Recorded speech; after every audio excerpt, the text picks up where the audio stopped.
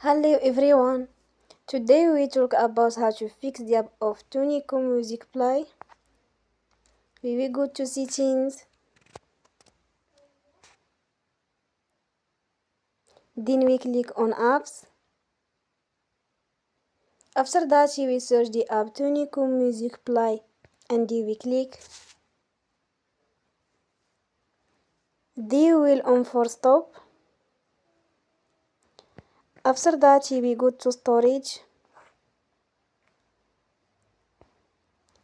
Then we click on clear cache. We will go to Play Store and they will update your app.